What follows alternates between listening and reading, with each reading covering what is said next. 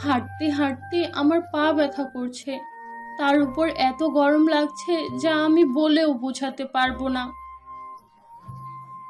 হ্যাঁ, ঠিকই বলেছিস, আমারও প্রচন্ড গরম লাগছে। দেখছিস না আমি কত ঘামছি। ব্যাস আর একটু রাস্তা বাকি, চল হাঁটতে হাঁটতে বাড়ি পৌঁছেই যাব।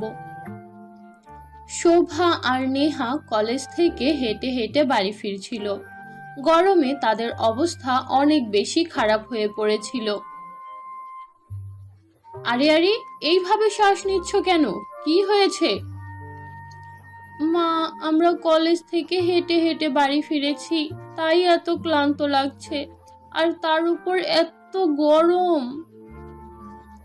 আরে তোমরা এত রাস্তা হেঁটে আসতে গেলে কেন? বাসে করে চলে আসতে। মা, আমরা যখন কলেজ থেকে বের হয়েছিলাম তখন আমাদের বাস ছুটে গিয়েছিল, আর তার উপর রাস্তায় অনেক জ্যাম ছিল, তাই আমরা দুই বোন হেঁটে হেঁটেই বাড়ি ফিরে এসেছি। ও আচ্ছা, তাহলে এই ব্যাপার। তাহলে নিশ্চয়ই তোমাদের অনেক গরম লাগছে। ঠিক আছে, তোমরা বসো, আমি তোমাদের জন্য লেবু শরবত করে নিয়ে আসছি। গঙ্গা তার মেয়েদের জন্য লেবুর শরবত তৈরি করে। তারপর ওই লেবুর শরবত তার মেয়েদের কাছে নিয়ে যায়। এই নাও মা, এই লেবুর শরবত খেয়ে নাও, তাহলে নিশ্চয়ই তোমাদের ভালো লাগবে। যখনই শোভা আর নেহা ওই শরবত খায় তখন তাদের মেজাজ একদম বিগড়ে যায়। মা, এটা তুমি কি নিয়ে এসেছো? এত গরম লেবু শরবত, মনে হচ্ছে গরম পানি দিয়ে তৈরি করে নিয়ে এসেছো। আজকে কলসে পানি রাখোনি? রেখেছিলাম রে মা, কিন্তু যখন আমি পুকুর থেকে পানি ভরে নিয়ে আসছিলাম তখন আমার পা পিছলে গিয়েছিল আর আমি পড়ে গিয়েছিলাম, তখন ওই মাটির কলসটা ভেঙে গিয়েছে। হায় খোদাম! মা, আমাদের কাছে তো একটাই মাটির কলস ছিল, আর সেটাও তুমি ভেঙে ফেলেছো। এখন আমরা ঠান্ডা পানি খাবো কিভাবে? শোভা, তুমিও না, কেমন কথা বলছো এগুলো? তুমি তো একবারও মাকে জিজ্ঞেস করলে না মা কেমন আছে, মা কোথাও ব্যথা পেয়েছে কিনা। মা, তুমি ব্যথা পাওনি তো? তোমার শরীরের কোনো ক্ষতি হয়নি তো? না রে মা, আমি একদম ঠিক আছি। তখনই তাদের ঘরে তাদের এক প্রতিবেশী আসে।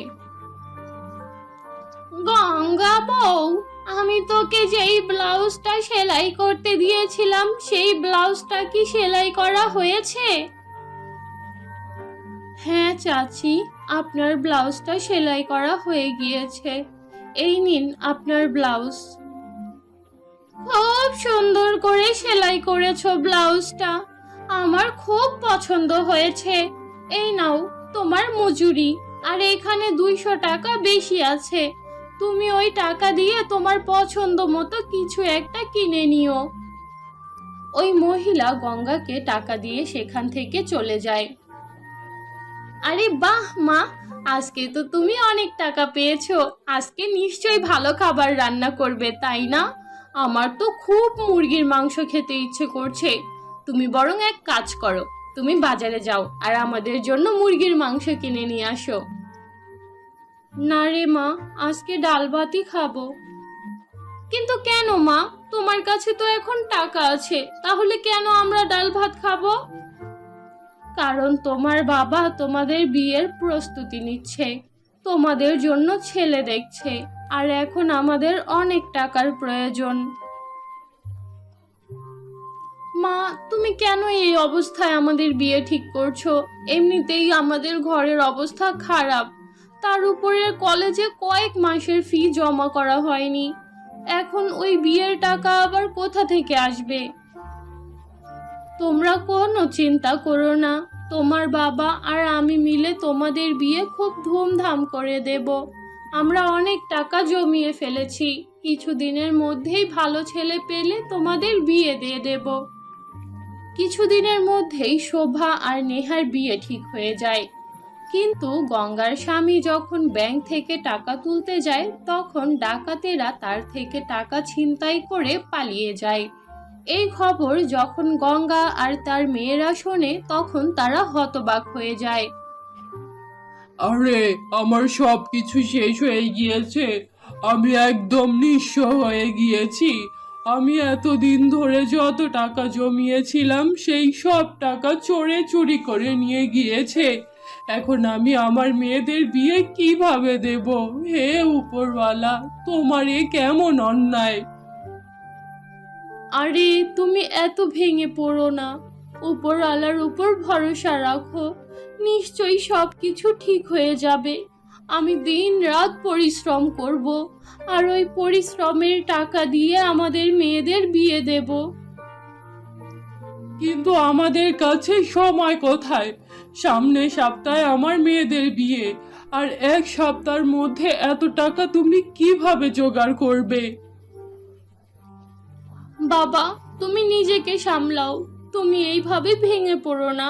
সবার আগে থানায় চলো, আর ওই চোরদের নামে মামলা করো। তারপর বাপ মেয়ে মিলে থানায় যায়। অন্যদিকে গঙ্গা যখন বাজার থেকে বরফ কিনে বাড়ি ফিরছিল, তখন রাস্তার মাঝে এক বৃদ্ধ মহিলাকে অসুস্থ অবস্থায় পড়ে থাকতে দেখে। হে উপরওয়ালা, এ আমি কি দেখছি! এক বৃদ্ধ মহিলা তৃষ্ণায় কাতর হয়ে এইভাবে রাস্তায় পড়ে আছে। ওনার সাথে কি কেউ নেই? কেউ আছো? আমাকে একটু পানি দাও। আমি যদি এখন পানি না পাই, তাহলে আমি মরেই যাব। দয়া করে আমাকে একটু পানি দাও। গঙ্গা যেই ব্যাগে করে বরফ নিয়ে আসছিল, সেই ব্যাগে বরফ গলে কিছুটা পানি জমা হয়েছিল। গঙ্গা কোনো কিছু না ভেবেই সেই বৃদ্ধ মহিলাকে সেই বরফের পানি খাইয়ে দেয়। বরফের পানি খাওয়ার সাথে সাথে ওই বৃদ্ধ মহিলা এক সুন্দর পরীর রূপ ধারণ করে। এই গরমের মাঝে আমাকে কেউ দেখতে পাচ্ছিল না, দেখেও না দেখার ভান করে সেখান থেকে চলে যাচ্ছিল। কেবলমাত্র তুমি আমার কাছে এসেছো আর আমাকে সাহায্য করেছো। আমি তোমার উপর অনেক খুশি হয়েছি। আমাকে বলো, তোমার কি প্রয়োজন? তুমি আমার কাছ থেকে যে কোনো কিছু চেয়ে নিতে পারো। বলো, আমি তোমাকে কিভাবে সাহায্য করতে পারি? পরি, আমার 3টা মেয়ে আছে। আগামী সপ্তাহে ওদের বিয়ে, কিন্তু ওদের বিয়ে দেওয়ার মতো একটা টাকাও আমার কাছে নেই। এমনকি ওদেরকে একটা ভালো লেহেঙ্গা কিনে দেওয়ারও সামর্থ্য নেই আমার। আপনি এমন কিছু করেন যাতে আমি আমার মেয়েদের বিয়ে দিতে পারি, আর ওদেরকে সুন্দর কয়েকটা লেহেঙ্গা কিনে দিতে পারি, আর ওদের বিয়েটা সুন্দরভাবে সম্পন্ন করতে পারি। ব্যাস, এইটুকু? কোনো ব্যাপার না। তোমার হাতে যেই বরফের টুকরোটা আছে সেটা আমাকে দাও। পরীর কথা শুনে গঙ্গা পরীকে বরফের টুকরোটা দিয়ে দেয়। তারপর পরী সেই বরফের টুকরোর উপর তার জাদুর লাঠি ঘোরায়। এখন এটা আর কোনো সাধারণ বরফের টুকরো নেই, এটা এখন জাদুর বরফের টুকরো হয়ে গিয়েছে। এখন তুমি এই বরফের টুকরোর কাছ থেকে যে কোনো কিছু চেয়ে নিতে পারবে। এই বরফের টুকরো তোমাকে সকল প্রকার সাহায্য করবে। এই বরফের টুকরো তোমার সব অভাব দূর করে দেবে। এই কথা শুনে গঙ্গা অনেক খুশি হয়ে যায়, আর গঙ্গা পরীকে ধন্যবাদ জানায়। তারপর সে ওই বরফের টুকরো নিয়ে বাড়ি ফিরে যায়। বাড়ি ফেরার পর গঙ্গা ওই বরফের টুকরোর কাছ থেকে তার মেয়েদের জন্য 2টা ব্রাইডাল লেহেঙ্গা চেয়ে নেয়, আর ওই বরফের টুকরো সেখানে 2টা বরফের ব্রাইডাল লেহেঙ্গা প্রকট করে। গঙ্গার মেয়েরা যখন ওই লেহেঙ্গাগুলো দেখে, তখন তারা অনেক খুশি হয়ে যায়, আর ওই বরফের লেহেঙ্গা পরেই গঙ্গার মেয়েদের বিয়ে ধুমধাম করে হয়ে যায়।